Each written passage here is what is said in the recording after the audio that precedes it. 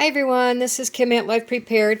I zoomed you in a little bit here because I want to show you these adorable little tea cards that I made. I just discovered them and I had to make some, so they're pretty tiny. They're only like say 2 3/4 inches by 1.5. I'm not going to give you the exact measurements.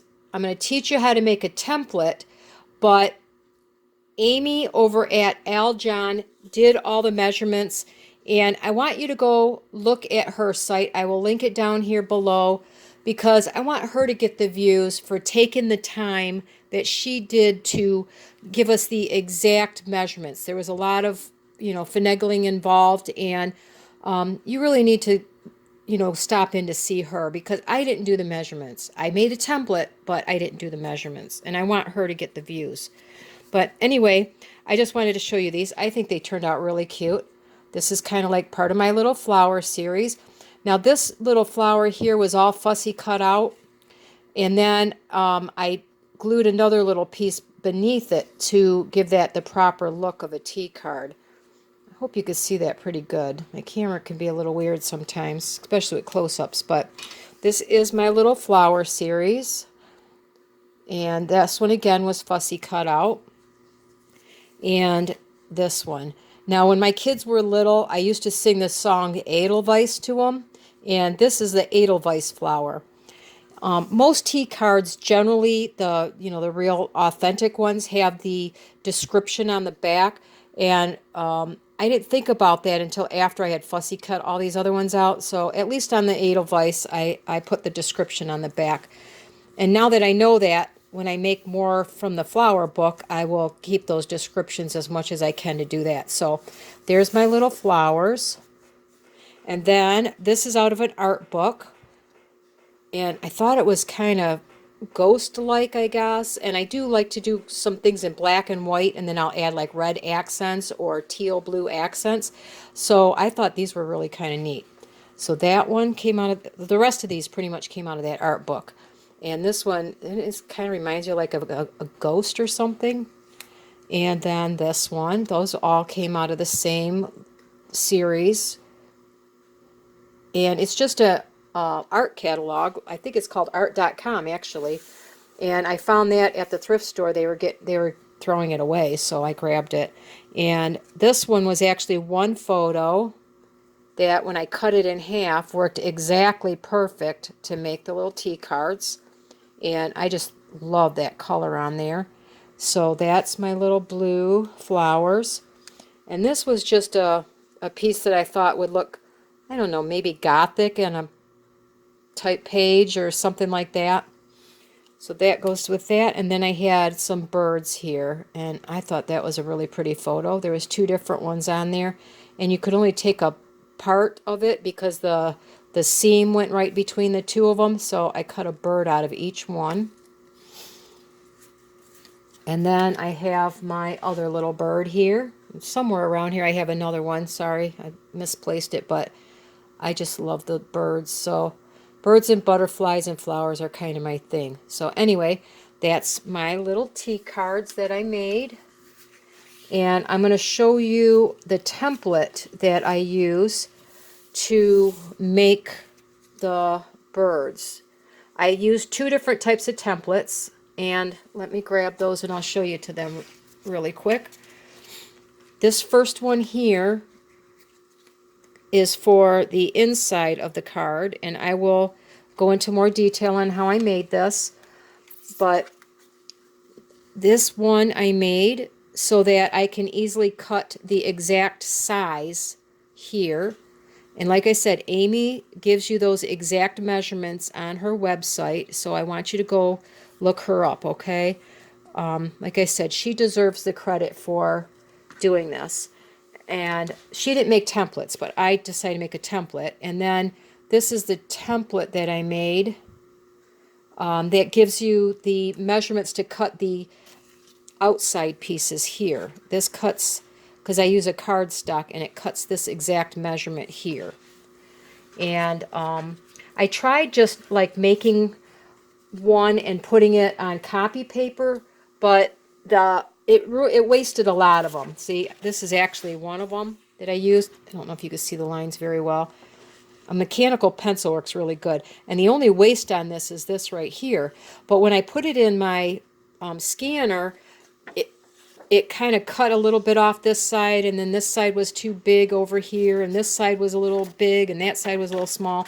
So I just find it easier to draw out a whole page, and that's why I made the template. So let me show you how I did that. I started it here just to make it a little easier because I don't see very well, and I had to take my glasses off to do this. But I started with 2 lines that I drew on the plastic, and measurement A is the one I used on the outside of the long part here. And Amy gives it to you in centimeters, and us Americans don't like to use a lot of centimeters. Actually, rarely do I use them, but it is more precise. So she has in centimeters that this is approximately what we would, if you didn't want to do centimeters, you could do 2 3/4 inches. They're going to be a little big though. And then I'm going to show you on the other line how to do this little side here. What I did was I took that measurement, and you have to decide which end of this you're going to start with. So this is kind of the waist end down here. And so that's the last hole that I need. And I don't want to start over here. What I did on my other one, this has to line up exactly with the edge of the paper. So I put a little arrow. Permanent marker works. If you give it a second to dry, it'll be fine. So this is the edge that needs to align with the edge of my paper.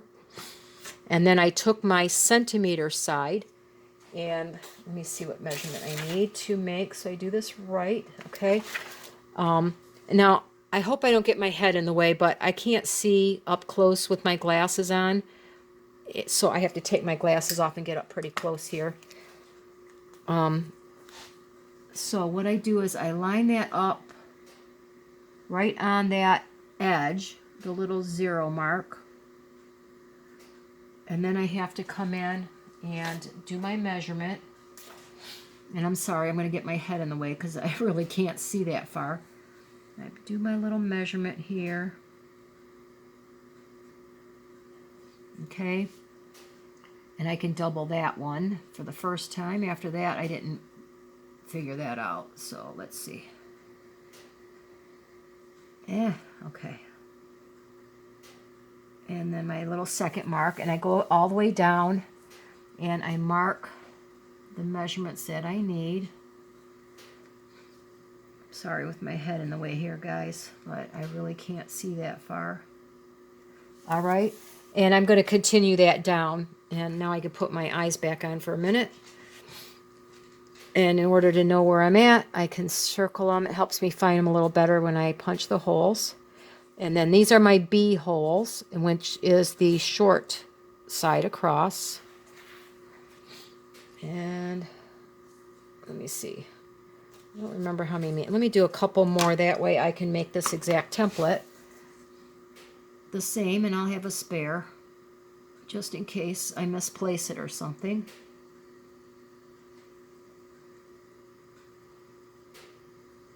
And I think that's probably this, because it goes from one side of the paper all the way to the other, so I need one more. It pretty much comes out the exact width of the cardstock. A standard 8.5 by 11, you know, the American measurements. So, all right, so I need this many cut. And then what I did was I had this little tiny hole punch here. It's just one of those really, let's get the right angle for you. It's, is there a size on there? I think it's like a 1/8 inch hole. I thought it used to be marked somewhere. Sorry, I don't see the mark. It actually comes out to be that size right there. So you can see how tiny that little hole is. But once again, I have to take my glasses off so I can see. And I came in here, and the nice thing with the clear, now you could use, if you don't have clear template plastic, I happen to find this. Let me show you real quick. I found this at a thrift store somewhere. It's just 3 pieces of vinyl sheets, and this happens to be, I believe, a 12 by 12, but I'm not sure where it came from. I think I got it at the thrift store, and I've had it for a long time in my quilting supplies. But you could use plastic file folders like the kids store their school papers in and things like that, and they work out just as well. But anyway, I like this little punch with the clear, get it as close as I can, because I can see, a little close now, I can see that little hole right through the punch. And I don't know if I'm going to get this as precise as I'd like because I can't quite see that far. And I can line up right where that little hole is and punch it out there. Well, I got that one good. Let me see if I can get this one for you.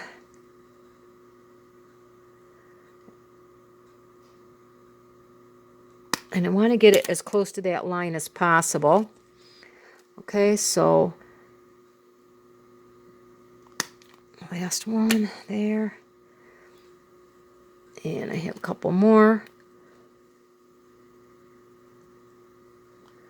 It doesn't take that long, as you can see. I mean, I did the other side already, but it's really not that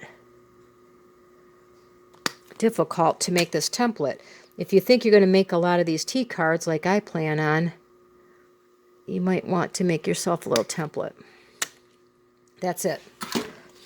All right, so now I have my little template, and I probably should have marked this the other way around because you use the B side, at least I do, and I need a piece of paper under here so I can see the edge. Let me see, get you guys a little bit. Let me zoom out just a little bit, out, so maybe you can get a little bit better view here. There we go. All right, so I put my B side down, and you have to make sure to line this up at the very, very edge of your paper. So I line this up, and it doesn't matter where on the page it is. You just want to line it up, and I make sure it's lined up right on the very edge. And it's best to use a mechanical pencil here, but I'm going to use this darker pen. Where's my little Sharpie? I have a fine point Sharpie just so you can see it a little better. The mechanical pencil you can erase and you don't have to worry about it. But okay, so I go across here and I'm just going to put a dot where my little B is, because this goes all the way across the page. And the last one lines up right at the very edge. And then I go down to the other side and I do the same thing. And if you're worried about it, that you're exactly right, you can put one in the middle.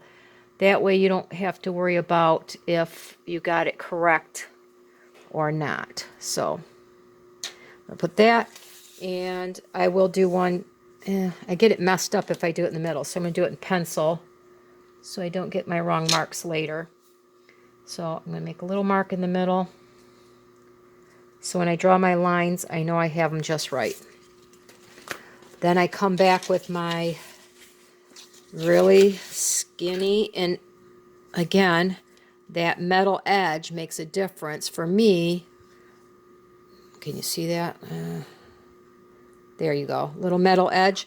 It makes it easier for me to get a really precise line. And I would normally use my mechanical pencil, and I line it up directly on those dots, so it actually kind of overlaps halfway. And come back and draw my lines. And I'll show you, this is pretty quick. That's why I like to have a template. If I'm going to make more than, I think one page gives you either 18 or 20. I can't remember. I forgot to count because I mailed some off to a friend, to somebody. So I wanted to make sure. I believe it makes 20 per page, but I could be wrong there. And so I just come back, and this gives me the width of all my little cards. And with the mechanical pencil, I can just come back really easy and erase if I, get the line slightly off or something. And I cut wrong. So, all right, so that's the width of them. Now I have to figure out the length, and that's where the other side comes in, my little A measurement on there.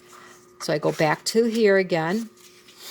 Once again, what I do is I line it up with a line this time and the very edge of my paper. Let me get my eyeballs off here so I can lay that out right. I line it up on the line. There you go. I'm sorry, guys. Like I said, I don't see well with my glasses. They can't correct anything any closer than this. So now I'm going to go down my A's, and I'm just going to put a dot. This is going to be the length. I'll make them a little darker so you can see. Like I said, I use the pencil. And the only waste you're going to have is this little bit right down here. I go back to the opposite line. I think I got that one okay. And I can mark my A's. Just like that. And once again, now I just take my ruler, line up my dots like I did last time, and draw my lines. Now, if you have one of those paper cutters and you can see well enough, you could probably just cut where you put your dots. You might not have to draw them out like I do, but I don't have one of those. And that's why I use the mechanical pencil in case I need to erase lines. And I just go and cut them out as quick as I can. So, yeah, I think with the paper cutter, as long as you can see those dots, you can really go to town and make these pretty quick. So, all right, that is the layout for the outside of the card. This does this white part of the card, just like that. And I would just go and cut them out with my scissors, and that's that. And then I use my other little template, which I'll show you for the inside of the card. And I will show you how I make this. Okay, I wanted to bring you in a little bit closer so that I can show you how I made the center part to this card here. Let me find one to show you what I'm talking about. The middle, where you could see on here there's this little reveal. So the inside piece needs to be slightly smaller than this piece here. So all I did was I took one that I had previously cut, and yeah, the first time you have to measure it out a lot, and I traced around it like this so that I can get, you know, an outline of what size I want. And I come back with my razor knife. You want a pretty good sharp blade, and a ruler. And this one I like because it has this metal, I don't know how well you can see it, this little metal edge on it. And I simply come back and I place it directly as close on that drawn line as I can. I take my razor knife and I cut out all four sides like this, okay? This paper that I used, I reinforced, can you see it, with some packing tape instead of just the cardstock, because I wanted it a little bit stronger, and I put it on both sides. Once I cut all the way around, sometimes you get a little corner that might be hung up. I could take my little scissors and just barely nip at that corner, and I get a nice piece that cuts out like that. So what do I use this for? If I have a picture in a book, maybe I want to decide whether I can use it or not. For example, I do like to use a lot of birds and things like that. I can come by and I can find a photo in my book, and I can determine whether this is going to work. My bird is going to work. So, you know, if I do it wrong, I'm, you know, just try to take the blank itself. Maybe I'll put it in the wrong spot. Maybe I'll cut his little beak off.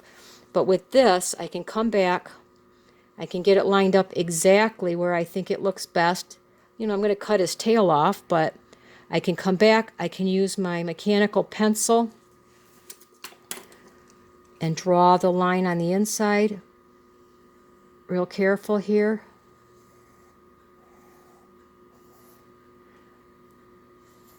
And then I can use my scissors and I can cut it out exactly where I want it to be. And what I did in order to store them, I just stack them up like this. And I take my little hole punch, my bigger hole punch, not my little dinky one. And I simply punched a hole in the corner. I don't know where my big one went. Oh, right here. I punch a hole in the corner like this. And I can use a brad then to hold these together, and I won't lose my little pieces. I still have to figure out, a storage, because this is a lot longer than my usual ones, but I will have all my parts together, and I won't have to worry about losing them. So anyway, stop over at Amy's site, which will be linked down below here. I want her to get the credit for the measurements. That's why I didn't tell you. I gave you the approximates. And she did the work to get those measurements, and I want her to get the views and give her a thumbs up. Let her know Kim over at Life Prepared sent you over, and go get those measurements and start making something pretty today.